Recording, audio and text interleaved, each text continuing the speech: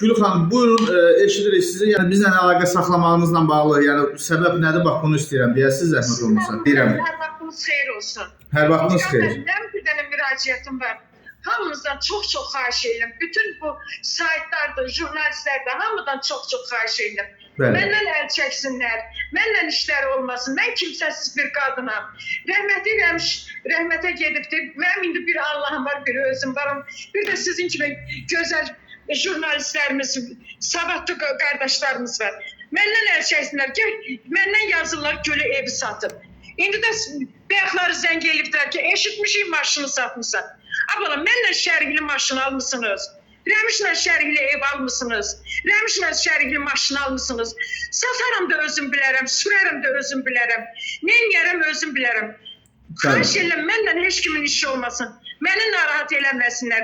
Mənim 72 yaşım var, tək qadınam. Axıb baxanım yoxdur. Səhərdəndən mənim təzyiqim qalxıbdır. Bilmirəm neyniyəm, haranın daşını salam başıma. Mən pensiya baxan adamam, mən hər dəqiqə skoru çağıra da bilmirəm. Xahiş edirəm, yalvarıram, məndən əl çəksinlər. Mənlə maraqlanmasınlar. Mən ölsəm də mənim meydimlə də maraqlanmasınlar. Çox xahiş edirəm, qurban olum sizə. Gül xanım, mən amma bildiyim qədərindən üzr istəyirəm. Allah sizə ömür versin. Mən bildiyim qədərilə Rəmişin tək yeganə varisi də rəsmi olaraq da sizsiniz də, düzdürmü? Bəli, hər şey mənim adıma idi. Yəni belə olduğu halda nəyəsə satılmağı, yəni burada qeyri-adi olan nədir, onu başa düşməliyəm. Heç nəyə yoxdur, qurban olum sənə, heç nəyə yoxdur. Evi də yerindədir, evində oturmuşam. Maşın da yerindədir. Məndən nə istəyirlər? Bunları nə maraqlandırır? Mənim nəyim var, nəyim yoxdur. Amma bilir ki, Rəmiş yeyib içib kef eləyən oğlandır. Rəmişdən nə qalaşıydı? Rəmişin var idi, elə Rəmişi aparardım Almanya, İsrailə onu müalicə elətdirərdim də. Qarnından 7 litr bir su çəkdilər, 4 litrdə bir su çəkdilər. Mənim imkanım olmadı ki, mən onu qırağa aparam, orada müalicə elətdirəm. Axırda da Bakı Sağlamlıq Xəstəxanasında dünyasını dəyişdi. Və məndən nə istəyirlər, nə veriblər ala bilmirlər. 2014-dən də Rəmiş toylara getmədi. Mən nəylə dolandım, neynədim soruşdular. 6 il mən maşınlarda gecələdim mən. 97-ci ildən 2002-yə qədər. Maraqlandılar ki, harada yatırıq, harada duruq, nə yerik, nə içirik. Rəmişin evi olandan sonra, maşını olandan sonra, bax, Gülü yığdı, bunlara qalmadı. Məndən nə istəyirsiniz, nə vermişsiniz, ala bilmişsiniz.